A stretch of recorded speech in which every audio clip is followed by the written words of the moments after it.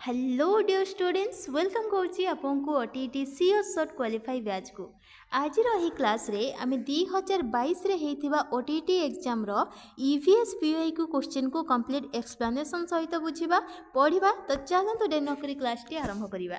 प्रथम क्वेश्चन कोन रहिछि देखंतु, निम्नोक्त मध्यरु ताप सर्वोत्तम सुपरिवाही केउंटी? The best conductor of heat among the following is एमानक मध्यरु केउंटी ताप सुपरिवाही? से भी कहिछि सर्वोत्तम सुपरिवाही। ताप सुपरिवाही ताप कुपरिवाही कहले कोन आगो मते कहंतु तो? ताप सुपरिवाही जोंथरे हीट फ्लो होउतबो एवं ताप कुपरिवाही जोंथरे हीट फ्लो होउनथुबो, ताप फ्लो होउनथुबो। ताहले ताप सुपरिवाही मीन्स कोन? हीट फ्लो होउची।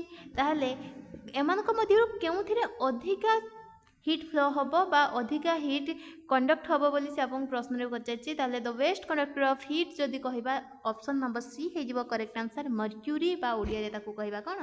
पारद। बुझी हला। नेक्स्ट क्वेश्चन को जिबा। क्वेश्चन नंबर 122 देखंतु, NH4 होल 2 CO3 रे मोट परमाणु संख्या केते?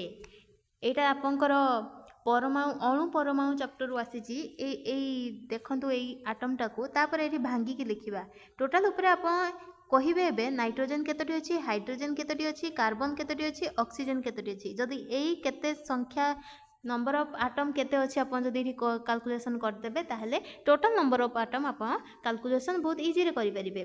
ताहले n रे देखंतु n तळे 1 अछि, NH4 होल 2 जो अच्छी एथिरे मु कहि परिबिनी कि n तळे 1 अच्छी ताले 1 गुणन 2 केते हेजिबो? 2 हबो। ताले नाइट्रोजन केतेटी अछि? 2टी अछि। हाइड्रोजन केतेटी अछि? 4टा अछि। 4 गुणन 2 केते? हाइड्रोजन केतेटी अछि? 8टी अछि। कार्बन केतेटी अछि? कार्बन CO3 रे देखंतु C तळे 1 अछि मींस कार्बन गोटे अछि। ऑक्सीजन तळे 3 अछि देखंतु ताले ऑक्सीजन आटम 3टी अछि। ताले टोटल ऊपर टोटल नंबर ऑफ आटम केते? ना ए सब को मिसै दियंतु। 8 मिसा 2 केते? 10 10 1 11 3 केते? 14 हे जिवो right answer option number A. बुझी होउची? पाठ बुझी होउची? जदि वीडियो टी आपन मन को भलो लागुची ताले वीडियो टी को लाइक करिया पई जमा भी कुंठाबोध करंतु नाही। नेक्स्ट क्वेश्चन को जिबा। ओजन मापिबार एकक हेउची? ओजन मापिबार एकक होउची एठी आपन कहिबेन जे ओजन को किलोग्राम द्वारा मपा हबो। काहेकि ना मु जेतेबेले जाई कि ओजन हुए सेतेबेले मु 45 केजी अछि 50 केजी अछि से ओजन एठी नुह। यूनिट ऑफ वेट ए जो वेट कथा कहिची ए वेट आपन भाबुथिबा वेट नुह।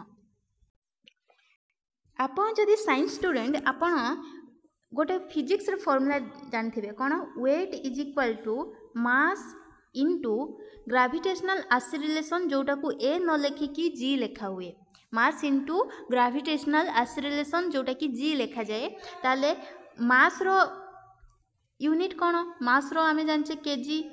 एही ग्राविटेशनल एक्सीलरेशन रो यूनिट कोन?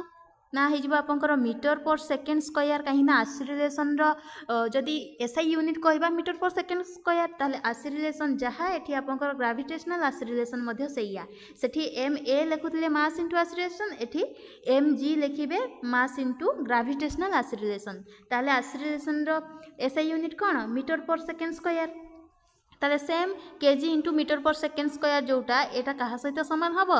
1 न्यूटन सहित समान हबो। कोन? 1 न्यूटन।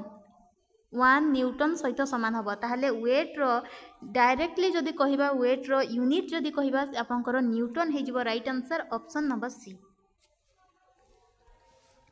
नेक्स्ट क्वेश्चन को जिबा पूर्वरु मु आपन मानको जणै देबा पई चाहूची कि ओटीटी 2025 जहाँ आपंकर 17 डिसेम्बर 2025 रे हेबा पई जाउची से ओटीटी एग्जाम पई आपंकर गोटे बैच स्टार्ट हो जाइए।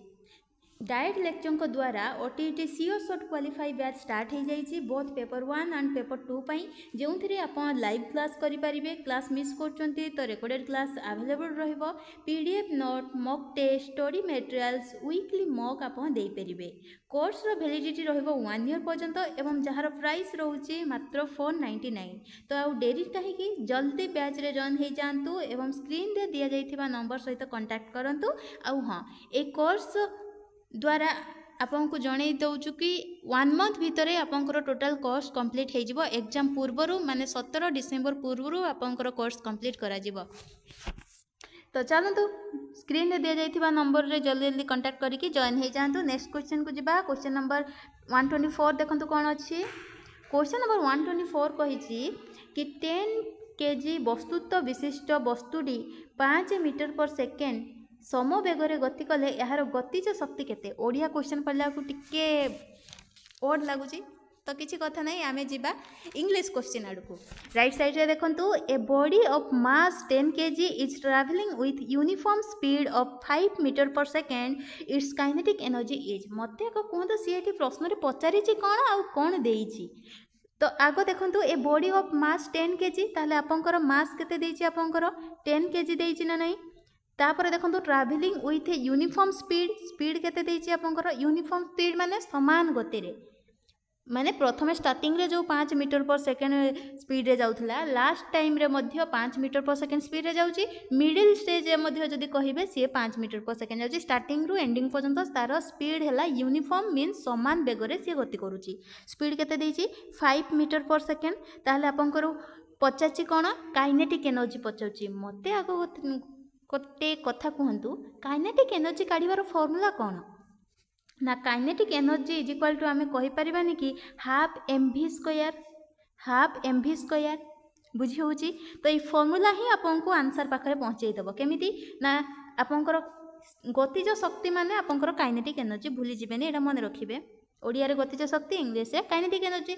ताले हाफ को हाफ रखंतु मास केते देइची 10 केजी ताले इनटू 10 मु लेखिली। v स्क्वायर v कौन आपंकर speed is equal to velocity आपंकर स्पीड जोटा वेलोसिटी सेटा सम बेगर गति कर ए जगह आपंकर स्पीडटा आपंकर वेलोसिटी सहित सामान हो ताले केते देइची 5 मीटर पर सेकेंड। एठी किंतु v रो स्क्वायर कहिची जदि v 5 meter per second v रो स्क्वायर केते हेबो 5 रो स्क्वायर जोटा कि आसीबो 25 ताले एबे 2 रे काटंतु 2 5 10 आसी जिवो 5 गुणन 25 जे केते आसीबो 125 जूल। मने रखिबे काइनेटिक एनर्जी लागिला माने तारो यूनिट हे जिवो जूल ताले केते जूल हबो 125 जूल हे जिवो। Right answer option number A बुझी होउची। नेक्स्ट क्वेश्चन को जिबा। नेक्स्ट क्वेश्चन देखंतु उडुथिबा पक्षी केउ शक्तिर अधिकारी अटे। A flying bird possesses which type of energy. गोटे पक्षीटी आकाश रे उडुची तो एथिरे केउ एनर्जी अछि बोली आपन से प्रश्न रे पचारछि। एथिरे केउ एनर्जी अछि बोली आपन से प्रश्न रे पचारछि। मन रखिया म गोटे कथा कहि रखिया पई चाहिबी। एठी आपनकर उडुची पक्षीटा भूमि ठारू किछि ऊपरे से उडुची भूमि ठारू किछि ऊपरे अछि आकाश ठारू तळे अछि मीन्स भूमि एवं आकाश मध्य रे अछि। जेहेतु सी ऊपरे अछि तेणु करी ता पाखरे को शक्ति अछि ना स्थितिज शक्ति अछि माने पोटेंशियल एनर्जी अच्छी ता पाखरे एवं सी जेहेतु ऊपर थाई कि गति करूची तेणु ता पाखरे अवेलेबल अच्छी कौन काइनेटिक एनर्जी बा गतिज शक्ति रही। ताहले उड़ुथिबा पक्षी पाखरे both potential and kinetic energy both उभय स्थितिज शक्ति और गतिज शक्ति रही। ऑप्शन सी हे जिवो क्वेश्चन रो राइट आंसर। नेक्स्ट क्वेश्चन को जिबा। क्वेश्चन नंबर 126 देखंतु जेउ माने विज्ञान रो सत्यता अनुसंधान करंती से माने केउ पद्धति व्यवहार करंती। Those who are in search of truth of science which method they use. जो माने आपनकर किछि गोटे सत्यता अनुसंधान करंती विज्ञान दृष्टि ताले से माने केउ पद्धति अवलंबन करंती बा व्यवहार करंती बोली आपनको प्रश्न रे पचाइछि। तो मन रखिबे ऑप्शन बी हे जिवो क्वेश्चन रे राइट आंसर। विश्लेषण पद्धति व्यवहार करंती विज्ञान रो सत्यता को अनुसंधान करिया पई। नेक्स्ट क्वेश्चन को जिबा। क्वेश्चन नंबर 127 देखंतु लिखित विवरणी रे केउटी रहिबा उचित नुहे। लिखित विवरणी रे केउटी रहिबा उचित नुहे। समस्या जनित परिस्थिति चिन्हट करिबा विचारर विवृत्ति करिबा शक्ति एवं दुर्बलता चिन्हट करिबा पिलामानंकर आग्रह चिन्हट करिबा। तो ए जगह मु कहिबी लिखित विवरणी रे आपनकर समस्या जनित परिस्थिति चिन्हट करिबा ठीक हबो एवं विचारर विवृत्ति करिबा मध्ये ठीक हबो। ताहले ऑप्शन ए हे जिवो ए क्वेश्चन रो right answer both I and double I. आगो समस्याटा को चिन्हट करिबा तापर आपनकर स्टेटमेंट कि जजमेंट आपन देबे विचार बा विवृत्ति करिवे ताले ऑप्शन ए हे जिवो ए क्वेश्चन रो करेक्ट आंसर। नेक्स्ट क्वेश्चन को जिबा। क्वेश्चन नंबर 28 देखंतु किए भारतर प्रथम नागरिक अटंती। Who is the first citizen of India एटा आप इंडियन पॉलिटी जिते पढ़ुंट ए लाइनटा आपको जिते आप प्रेसिडेंट पाखक जीवे राष्ट्रपति हेडलाइन है कि राष्ट्रपति फास्ट पॉइंट रे थिबो राष्ट्रपति होउचंदी भारतर प्रथम नागरिक ठीक ना नहीं मते कहंतु तो ताहले ऑप्शन सी हे जबो क्वेश्चन राइट आंसर राष्ट्रपति होउचंदी भारतर प्रथम नागरिक president is the first citizen of India. Next question को जिबा क्वेश्चन नंबर 129 देखंतु केते जण व्यक्ति राष्ट्रपति द्वारा राज्यसभा को मनोनीत होइथांती how many members are being nominated by the president to Rajya Sabha मन रखिए 12 जन लोक मनोनीत होइथांती राज्यसभा को ताले ऑप्शन सी हे जिवो क्वेश्चन रा राइट आंसर। नेक्स्ट क्वेश्चन को जिबा क्वेश्चन नंबर 130 संविधान रो केउ धारा अनुसार एक राज्य रे जरूरी परिस्थिति घोषणा करा जाए संविधान रो केउ धारा अनुसार राज्य रे जरूरीकालीन परिस्थिति घोषणा करा जाए तो आपन को केउ धारा रे कहि ताले आर्टिकल 356 अनुसार राज्य रे जरूरीकालीन परिस्थिति घोषणा करा जाई थाए ऑप्शन सी हे जिवो क्वेश्चन रो राइट आंसर। आपन को मोर रिक्वेस्ट रहिबो आपन कमेंट बॉक्स माध्यम रे जणैबे आपनकर इमरजेंसी केतटी रहिछि आपनकर इमरजेंसी केतटी रहिछि आम तो जानछि इमरजेंसी 3टी रहिछि तो से 3टी इमरजेंसी कौन कौन गोटे हूँ नेशनल इमरजेंसी गोटे है स्टेट इमरजेंसी आउ गोटे हूँ आपंकर कौन फाइनेंशियल इमरजेंसी ताले नेशनल स्टेट एवं फाइनेंशियल इमरजेंसी को आर्टिकल केते रखा जाइए केते केते आपन सेटा कमेंट बॉक्स रे जणाइबे। नेक्स्ट क्वेश्चन को जिबा ओडिशा रो उच्च न्यायालय केबे स्थापित होइथिला Odisha high court was establish in which year Odisha high court आपंकर मन रखिबे ओडिशा हाईकोर्ट आपंकर 1948 रे आपंकर एस्टैब्लिश हेइथिला आ सुप्रीम कोर्ट केबे हेइथिला एटा आपण माने कहिबे। नेक्स्ट क्वेश्चन को जिबा जयी राजगुरु केबे शासन नियंत्रण क्षमता निज हाथ को नेइथिले मन रखिबे जयी राजगुरु आपंकर 1803 रे शासन क्षमता निज हाथ को नेइथिले ऑप्शन डी हे जिवो क्वेश्चन रो राइट आंसर। नेक्स्ट क्वेश्चन को जिबा निम्नोक्त केउटी समय रेखार एक प्रकार होई पारे आमे तो डीएलईडी बुक रे पढ़ीचे सेकेंड ईयर बुक रे समय रेखा तो एमानक मध्यरु समय रेखार प्रकार होई पारे कहिछि क्रमबद्धिष्णु चित्रित तुलनात्मक तो करेक्ट आंसर हे जिबा आपनकर उपरोक्त समस्त हे जिबा राइट आंसर क्रमबद्धिष्णु एवं चित्रित तुलनात्मक ए सब गुडा होछि समय रेखार गोटे गोटे प्रकार।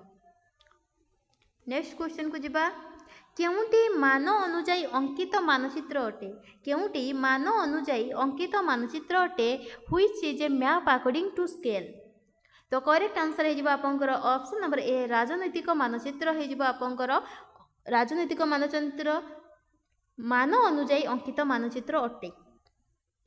नेक्स्ट क्वेश्चन को जिबा केउ मनोविज्ञानी इतिहास शिक्षण पाई प्रथमे क्षेत्रभ्रमण पद्धतिर सूत्रपात करथिले केउ मनोविज्ञानी इतिहास शिक्षण पाई प्रथमे क्षेत्र भ्रमण पद्धतिर सूत्रपात करथिले तो करेक्ट आंसर हे जिवो आपनकर जॉन डुए होचंदी आपनकर राइट आंसर हे जिवो मनोविज्ञानी जे कि इतिहास शिक्षण पाई प्रथमे क्षेत्र भ्रमण पद्धतिर सूत्रपात करथिले यार fix answer question with fix answer एठिरे किछि एटा सीधा आपन घोषि दियंतु। डेंगू रोगर बाहक किए डेंगू रोगर बाहक किए आमे जानिचे डेंगू हो मलेरिया हो ए सब गोटे गोटे मशांक द्वारा व्यापी थाए मशांक द्वारा व्यापी थाए ताले डेंगू रोग रो बाहक केउ मशा द्वारा व्यापी थाए तो करेक्ट आंसर हे आपनकर आमे समस्त जानिचे एटा एडिस मशा द्वारा डेंगू रोग होई थाए डेंगू ज्वर होई थाए ताले ऑप्शन ए हे जिवो क्वेश्चन रो राइट आंसर। मानव शरीर बायोकेमिकल लैबोरेटरी हेउछि dash the biochemical laboratory of human body is मन रखिबे एटा बायोकेमिकल लैबोरेटरी जदि कहिबा काहा को आजे से जिबा आपनकर लिवर ऑप्शन बी हे जिवो क्वेश्चन रो राइट आंसर। आ गोटे कथा गोटे गोटे जगह प्रश्न आसी जाए कि माइटोकॉन्ड्रिया को आउ कोन कुआ जाए कोषर शक्ति केंद्र कुआ जाए ठीक सेमिति बायोकेमिकल लैबोरेटरी काहा को कुआ जाए ना आपनकर लिवर को कुआ जाए। जीवजंतु जहाँ रात्रि रे सक्रिय से कही ये जो जीवजंतु जो मैंने कि राति सक्रिय होती आक्टिव होती क्यों एनिमल से आपको पचार आम तो जानचे पेचा राति घूरी बुले मूषा राति घूरी बुले असरपा घूरी बुले ताहरे रात्रि समय रे तीन जन सारा आक्टिव थांती ताले एगुड़िक समस्त हो क्वेश्चन राइट आंसर।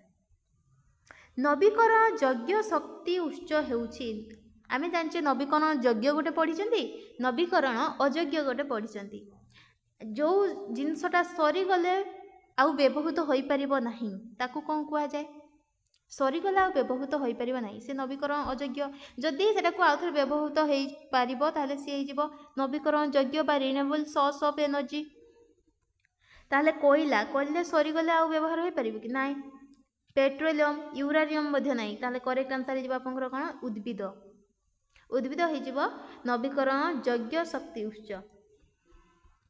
एक घन मिलीलिटर रक्त रे WBC रो परिमाण होउछि एक घन मिलीलिटर रे आपंकर व्हाइट ब्लड सेल बा WBC रो परिमाण केते आपंकु से प्रश्न पचाचे ताले मन रखिबे एक घन मिलीलिटर रे आपंकर WBC रो परिमाण हे जिवो 9000 टू 10000 ऑप्शन सी हे जिवो ए क्वेश्चन रो राइट आंसर। प्राणी मानकर जीवकोश रे केउटी देखा जाए नहीं आमे जानचे उद्भिद कोश प्राणी कोश डिफरेंस भी पढ़ीचे ताले माइटोकॉन्ड्रिया तो उद्भिद कोश रे थाए एवं प्राणी कोश रे मध्य थाए गोल्गी पिंड मध्य थाए बड़ हो कि छोट हो किंतु थाए सेंट्रोजोम मध्य थाए किंतु प्लास्टिड आपंकर प्राणी कोश रे देखि परिबे नाही प्लास्टिड केवल उद्भिद कोश रे देखा जाए ताले ऑप्शन डी हो क्वेश्चन राइट आंसर। आउ कौन अच्छी जो गुड़ा कि केवल उद्भिद पाखे देखा जाए मन रखिए सेलुआलटा आपंकर केवल उद्भिद कोश देखा जाए प्लास्टिड केवल उद्भिद कोश ही देखा जाए। नेक्स्ट देखंतु गोष्ठी कार्य माध्यम ईवीएस शिखिबारे नियोजित पिलामानंकर सामाजिक व्यक्तिगत गुणगुड़िकर मूल्यांकन पाई निम्नलिखित उपकरण गुड़िक मध्यरु केउटी उपयुक्त हब जो गोष्ठीगत कार्य रुहे से कार्य माध्यम ईवीएस शिखिबारे पिलामानंकु नियोजित करा जाए सेटा सामाजिक हो कि व्यक्तिगत हो ताहले तांको गुणगुड़िक मूल्यांकन पाई केउ उपकरण व्यवहार करा जाए बोली से आपंकु प्रश्न करिछि। असाइनमेंट मूल्यांकन मापकाठी लिखित परीक्षा लिखित परीक्षा केबे हबनी मौखिक परीक्षा मध्ये हबनी मूल्यांकन मापकाठी किंबा असाइनमेंट तो मते तो लगुच असाइनमेंट ऑप्शन ए हिजबो राइट आंसर। आपको जदि मूल्यांकन मापकाठी लगुच तो कमेंट बॉक्स रे जणैबे। नेक्स्ट क्वेश्चन को जिबा निम्नोक्त मध्यरु केउटी प्रोजेक्ट होई नथिबा एक शिक्षादान उपकरण नॉन प्रोजेक्ट एड बोली आपको कोटा पचारछि तो चलचित्र स्ट्रिप चार्ट एपीडियास्कोप स्लाइड तो ये देखो चलचित्र स्क्रिप्ट ये गोटे ये जो कैटेगरी रे जाउची एपीडियास्कोप मध्य से कैटेगरी रे स्लाइड मध्य से कैटेगरी किंतु चार्टटा टिके डिफरेंट लागुची ताले ऑप्शन बी हे जबो क्वेश्चन राइट आंसर मन रखिबे चार्ट गोटे हला नॉन प्रोजेक्टेड एड्स बास आपंकर प्रोजेक्ट होई नथिबा एक शिक्षादान उपकरण। ईवीएस रे ज्ञान आहरण करिवा पाई निम्नलिखित मध्यरु केउटी सबुठारु उपयुक्त रणनीति ईवीएस ज्ञान आहरण करिवा पाई निम्नलिखित मध्यरु केउटी सबुठारु उपयुक्त रणनीति तो करेक्ट आंसर है आपंकर एगुड़िक समस्त कार्यकलाप आधारित शिक्षण मध्य करा जाए ईवीएस ज्ञान आहरण रे समस्या समाधान मध्य आपंकर ईवीएस रे ज्ञान आहरण करिया पई करा जाए एवं अनुसंधान भित्तिक शिक्षण मध्य करा जाए ताले एगुड़िक समस्त हो जिवो right answer option number D. केउ पर्वत शृंगटी केटू नाम रे नामित केउ पर्वत शृंगटी केटू नाम रे नामित बोली आपको से प्रश्न रे पचारछि तो केटू माउंटेन पीक केटू गोटे माउंटेन पीक एवं ताहा जदि कहबा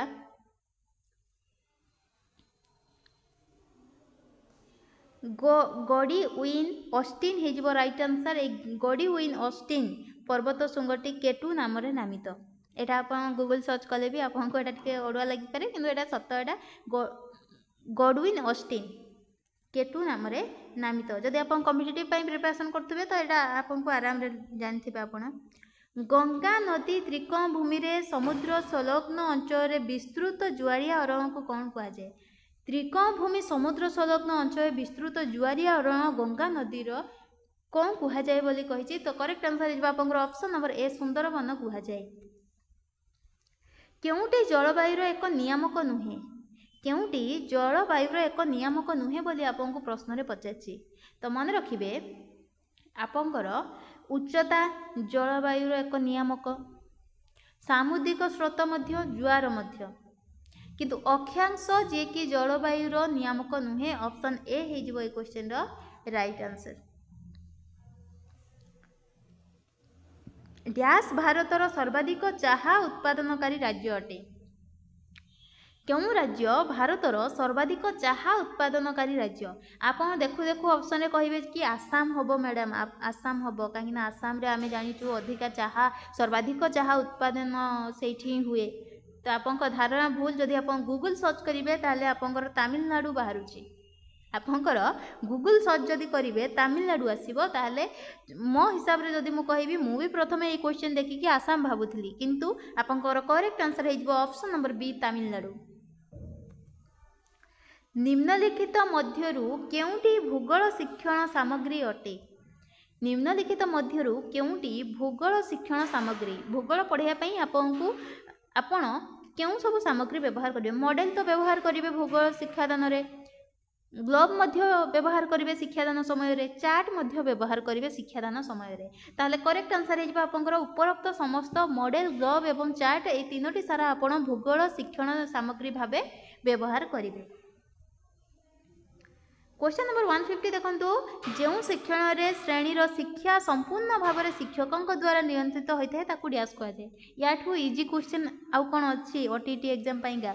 जदि गोटे शिक्षण क्लास रे शिक्षकों द्वारा सब क्लास टी आपंकर संपूर्ण भाव नियंत्रित होउची, ताले आमे ऑब्वियसली कहवा शिक्षक केंद्रिक। ताले ऑप्शन ए ही जो क्वेश्चन राइट आंसर। तो आमे ऑलरेडी 30 टी क्वेश्चन को कवर अप करदेले। आउट ऑफ 30 आपंकर स्कोर केते रही कमेंट बॉक्स माध्यम जनइबे। वीडियोटी आपको केमिति लागिछि ताहा मध्य कमेंट बॉक्स माध्यम शेयर करेंगे। आउ हाँ, आम चैनल को लाइक करंतु, सांग मान सहित शेयर करंतु एवं चैनल सहित जोड़ी होई रहिया पई गोटे छोट कामटे करंतु। आम चैनल को सब्सक्राइब करिया पई जमा भी भूलंतुनी।